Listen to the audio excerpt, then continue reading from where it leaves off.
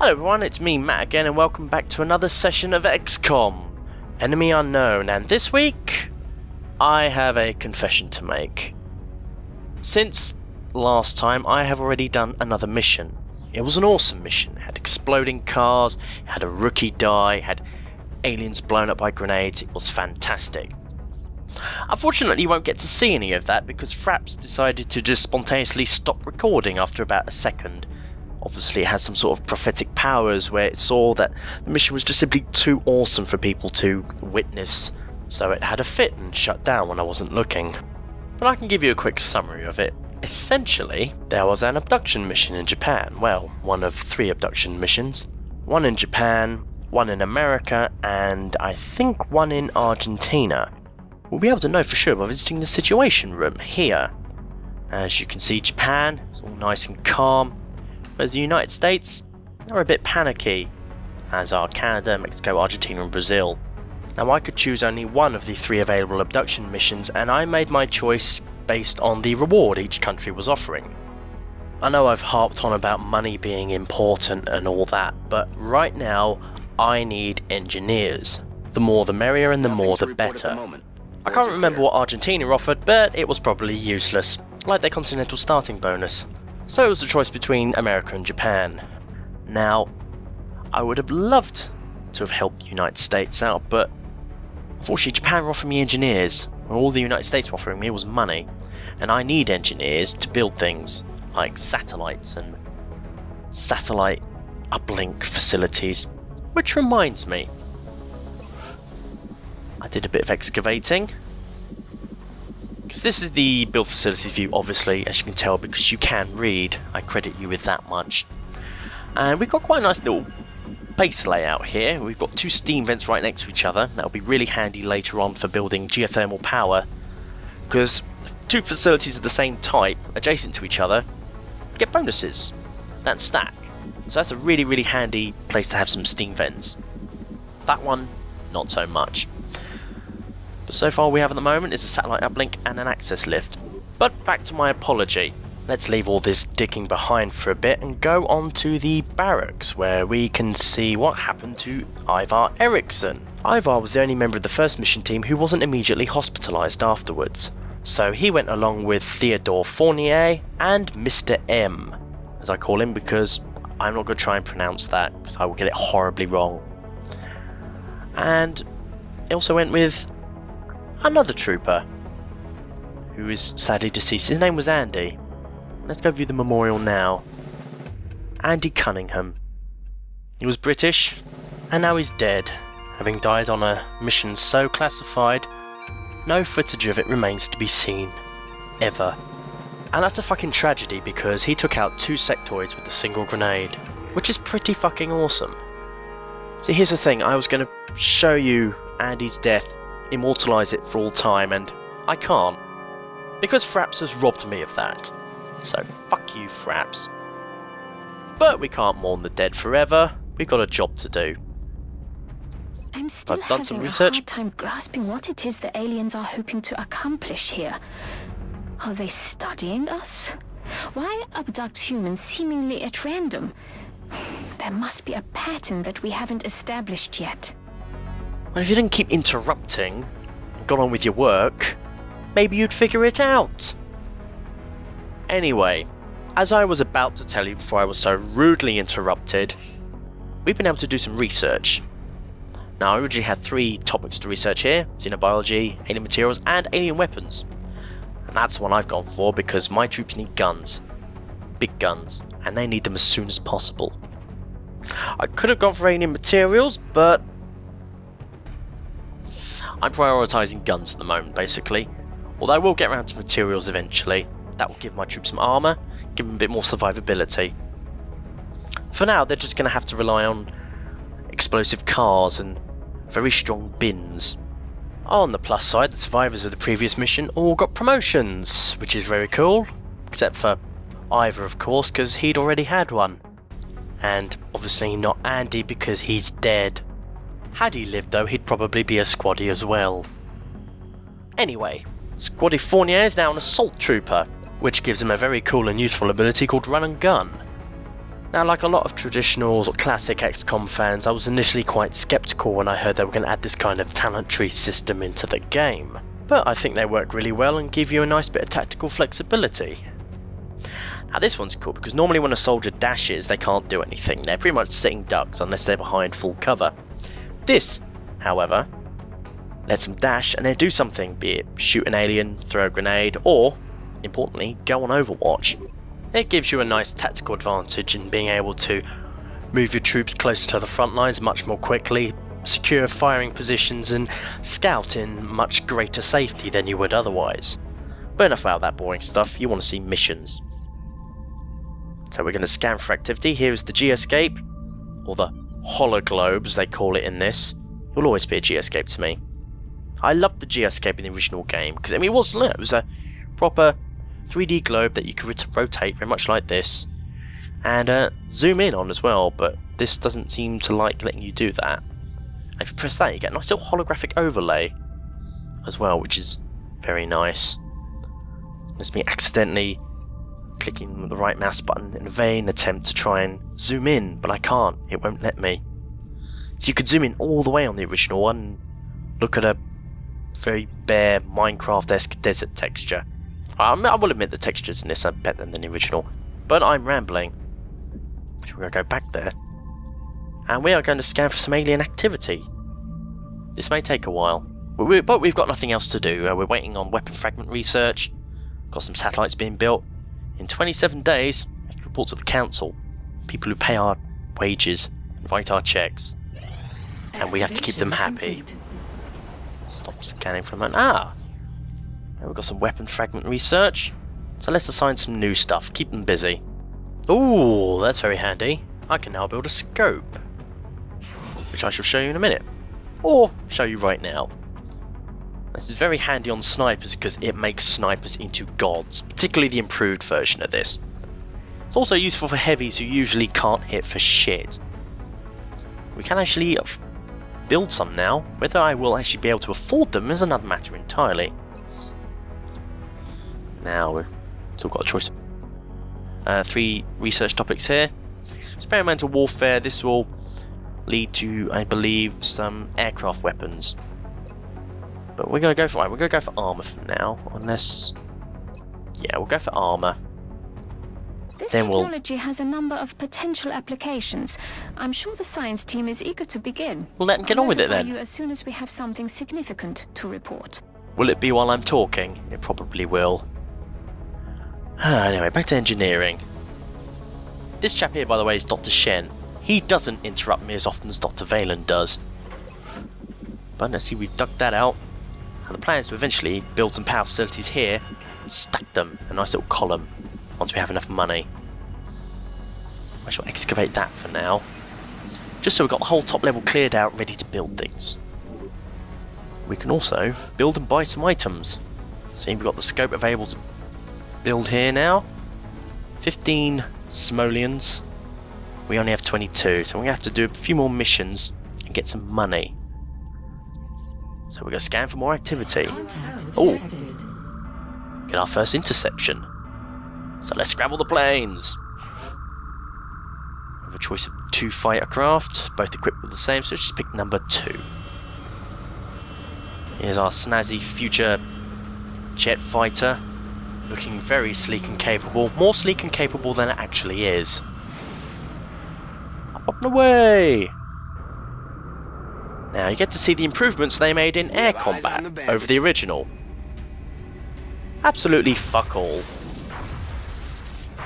If anything, it's even more tedious than interceptions in the first game. You are at some point able to build certain devices that give your aircraft certain buffs and things like that, but it's... yeah, the interception in this really leaves a lot to be desired, but we've at least managed to shoot the thing down. Central, this is Voodoo 37. We have a confirmed kill on Bogey 001. I repeat, the UFO is down. How copy, over? Solid copy, Voodoo 37. Nice work. Central out. Alright, people. Retask Recon Satellite Bravo and get me a visual on that crash site. She's coming into range now, sir. On screen. Magnify. That's a lot of smoke. Enhance. Zoom in. Still in one piece. Commander, I recommend we get a strike team to the crash site immediately. No, I was thinking we would just leave it there for a while, see what it does. Of course I'm going to send a strike team, you massive Burke. Speaking of which, here are the 4 plucky men we're going to be sending off on this mission to recover some cool alien loot. Squaddie Erickson, Squaddie M, Squaddie Fournier, and a new guy called Ricky Flores. Let's have a look at you, Flores. Ah, you're from America. What stuff have you got? Basic body armor, assault rifle, pistol, and grenade. That's all you need. You can also choose to customize them as well, but I'm not going to for the moment. If I do, it'll be off camera so I can spare the tedium as I spend about an hour color coordinating them. Anyway, enough talk. Let's go. Sky Ranger, away!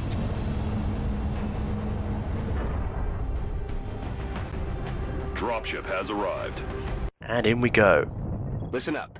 We're going to be dropping you deep in the Nigerian interior for the next operation. It looks like the aliens went down in a sparsely populated area. If there are civilians in the area, I hope they stay clear. Spoiler for the rest of the game. All UFOs crash land in sparsely populated areas. They like to do regular landings in sparsely populated areas too. You know, the kind where you don't hurtle into the planet at 1,000 miles an hour. The less expensive sort of landing. This is Big Sky. Off our brave men go. Crash site. Strike 1 is in position to engage. Loud and clear, Big Sky. We'll monitor those readings from here. Strike 1 is authorized to assault the alien craft. Right, we've landed a nice bit of woodland here. In Nigeria. A country, as you know, renowned for its lush temperate forests. But it does provide us some nice cover, so... Right. I'm not going to move Ivor up first because he's got a little star by his name. And what that means is that he's the current squad leader. And if he dies, everyone else shits bricks and starts firing and wetting themselves. So we're going to send Monsieur Fournier up here instead. He sees nothing. Put him on Overwatch with a shotgun. Why not? Meanwhile, we're going to send Mr. M up here. All clear so far. Put him on Overwatch as well, in case any aliens stick their head out. Now, is there any other full cover spots around here? No. So one of these two will not be able to take advantage of full cover. And that's not going to be the squad leader. Flores, you'll just have to go up here and hunker down. Advancing slowly and steadily, right up the middle. Right, nothing on the alien's turn so far. So we'll pop over here. And keep your head down. Right. Okay. Now I could use his new ability, run and gun, to dash him forward a bit and see what's up, but so we'll move him up here first. All clear so far. You're gonna hunker down. Let's move Mr. M up as well. Just give him some moral support. And you're going to... See, I've got this urge to just send him dashing forward. No, we can't spend all day here by the landing site. We have to actually get some stuff done, so I'm going to risk it. He's only a rookie. Here we go, Flores. Oh, he hears something. So it was a good idea to send him up there. Right, we can send Ivar up on the on the right flank here. Nothing yet. Hunker down. Let's see, where can we... Right, Flores, you're going to move forward a bit more. Now, will he get cover from that ramp? No. One of the more puzzling things about this game is that ramps don't give you any cover. None whatsoever. So if an alien comes around here, past this line, he'd be flanked. Doubtful, so we'll risk it. Keep your head down. Fournier, you're going to move... Your shotgun's not all that good for range, really. I could move him there. Paranoid about something coming around here and flanking both of them. But if I move tail, I'll dash him up here. He'll be in full cover. Good thing too. Now, can I... I'll also move Rookie M over here. Dashing, I know, but he'll end up in full cover as well. Which will increase his chances of staying alive. And a good thing too. These little buggers have turned up. Right. My troops are way too far away to actually... Aha! Now, this would be a good opportunity to use run and gun. Shall I risk it? There are two of them. I'll send him up here first. See if we can maybe spy the other one. There he is. The bugger. He's going to hunker down. Have to play this very carefully. Right. Squaddie Fournier. Where can we move you to? Not very far. If I move him... If I move him here, he'd be flanked on the right here. Tough decisions. That's what XCOM's all about. I want to just send him in there and blow that little shit's head off, but... Decisions. Fuck it, let's go. Let's do this! Speed of death. Could well be moving at the speed of dead if this goes wrong.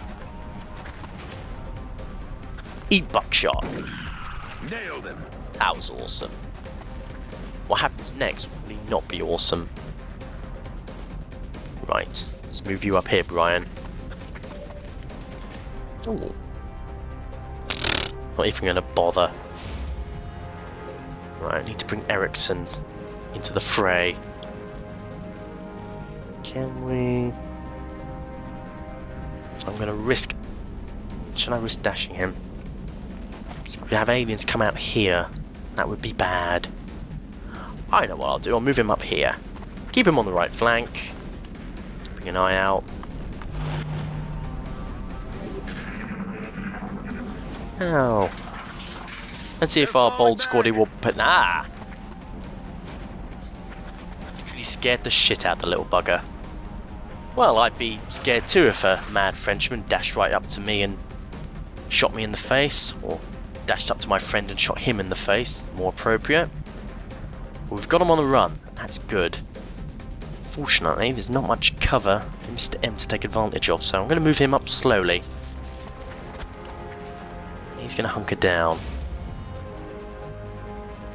There's Flores. He's going to go here, taking advantage of the full cover to go on Overwatch. Meanwhile, Ericsson... Ooh.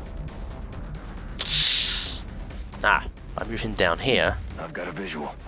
He does indeed have a visual. Not for long. He's going to go on Overwatch, take advantage of that nice full cover. Sound? Meanwhile, we're going to move Fournier up here. Enjoy the benefits of full cover. Keep his shotgun ready.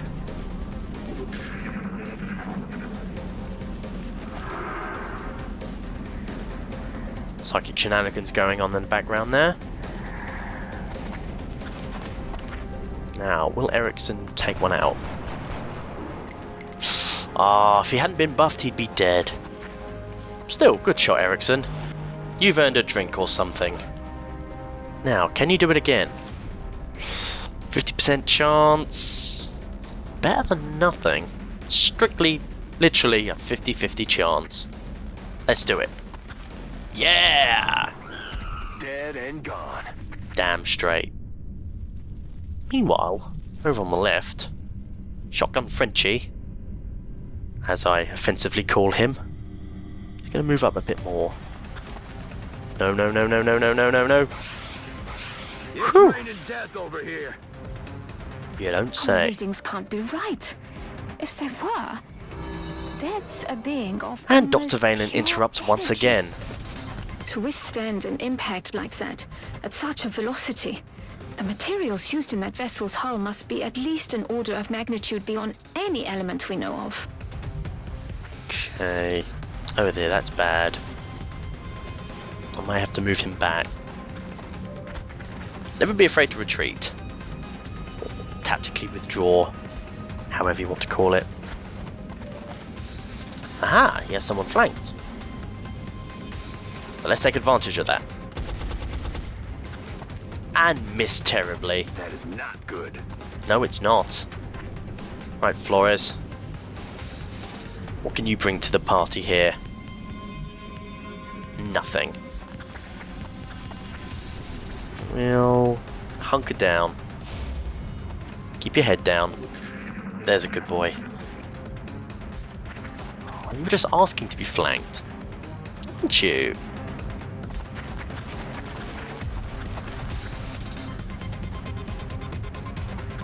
Oh no, no, no, no, no, no, don't hurt him. Taking fire over here. Oh dear. His cover's gone. Ah, they're making this too easy for me. Flores, can you do anything interesting? No. Let me move you to a better position. Not really. How about you? Ah. Okay. Go, Erickson. What? Adjusting sights. Okay. Now, at the moment, he's going to be flanked soon if that thing walks past this fire. Or that line. So, what we're going to do... Shall I... Yeah, let's be bold. Point blank in the face. Or the back of the head.